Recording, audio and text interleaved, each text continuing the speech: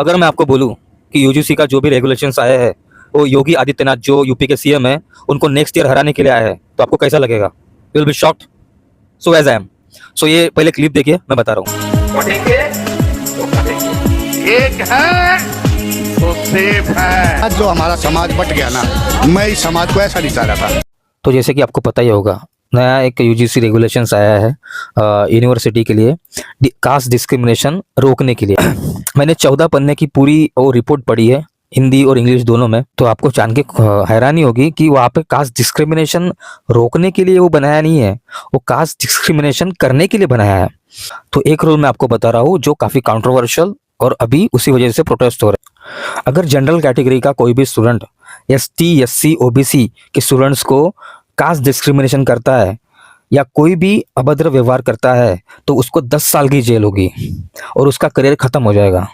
But shocking बात यह है कि एसटी, एससी, ओबीसी के स्टूडेंट्स ने अगर गलत आरोप लगा दिया जनरल कैटेगरी के स्टूडेंट्स के ऊपर तो उसके ऊपर कोई भी कार्रवाई नहीं होगी। ये काफी शॉकिंग है मेरे लिए। यूजीसी के पहले एसटी, एससी करके एक कानून था, अभी उसमें ओबीसी भी उसने ऐड कर दिया है। पर जनरल कैटेगरी के स्टूडेंट्स को आप डिफॉल्ट गुनहगार बना रहे हो। अगर मेरा कोई पर्सनल ग्रज है जनरल कैटेगरी के स्टूडेंट के ऊपर या वो मेरे से बेहतर है किसी भी मामले में कंपटीशन में, तो मुझे कुछ करना नहीं है, मुझे सिर्फ और सिर्फ उसके खिलाफ कंप्लेंट करनी है कि उसने कास्ट डिस्क्रिमिनेशन किया है, तो उसकी 10 साल की जेल उसको हो जाएगी और उसका करियर पूरा खत्म हो जाएगा। तो 13 जनवरी से लागू हुआ है। और एक जो है किस्सा सामने भी आ गया है फॉल्स कंप्लेंट का, कि एक दलित स्टूडेंट ने एक जनरल कैटेगरी की लड़की को प्रपोज किया और उसने मना कर दिया, तो उस दलित स्टूडेंट ने उस लड़की के खिलाफ कास्ट डिस्क्रिमिनेशन का केस चला दिया। तो उसकी अभी 10 साल के लिए उसको जेल भी हो जाएगी और उसका करियर खराब हो जाएगा। तो मैंने वीडियो के स्टार्टिंग में बताया था कि योगी आदित्यनाथ जी के लिए ये कानून लाया है, तो बता रहा हूँ मैं कैसे।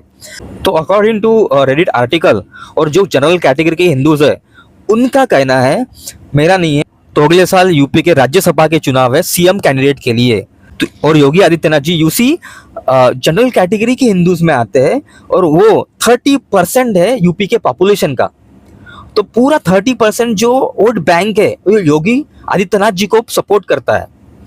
पर प्रॉब्लम यह है कि लोकसभा के चुनाव है 2029 में, जहाँ पे बीजेपी की हायरार्की, जहाँ पे पीएम मोदी जी आते हैं और अमित शाह जी आते हैं, वो नहीं चाहते कि योगी आदित्यनाथ जी पीएम कैंडिडेट के लिए बीजेपी की तरफ से लड़े। पीएम मोदी जी चाहते हैं अगले पीएम जो बने वो अमित शाह जी बने 2029 में, ना कि योगी आदित्यनाथ। योगी आदित्यनाथ के स्टेक्स जो है आज की डेट में इंडिया में हाई है, अमित शाह जी के ऊपर हाई है। तो इसलिए बीजेपी अपने ही कैंडिडेट को हरवाना चाहती है यूपी का चुनाव, ये दलित वर्सेस जनरल कैटेगरी करके, ताकि यूपी का चुनाव अगर योगी आदित्यनाथ जी हार गए तो पीएम की रेस से बाहर हो जाएंगे, फिर अमित शाह ही पीएम की रेस में रहेंगे। पर मैं आपको बता दूं, अगले साल या तो योगी आदित्यनाथ जी अगली अपनी पार्टी बना देंगे, नहीं या कोई दूसरी पार्टी ज्वाइन कर लेंगे और यूपी का चुनाव लड़ेंगे, या तो फिर इनका म्यूचुअल अग्रीमेंट होगा कि हाँ योगी आदित्यनाथ जी ही पीएम कैंडिडेट रहेंगे बीजेपी की ओर से 2029 में।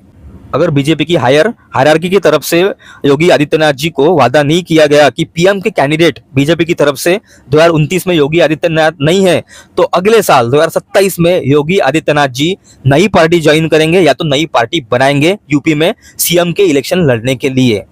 ये मेरा वीडियो सेव कर लेना और अगले साल मैं मिलूंगा आपको अगर मेरी बात झूठी निकली है तो मिलते हैं। जय हिंद।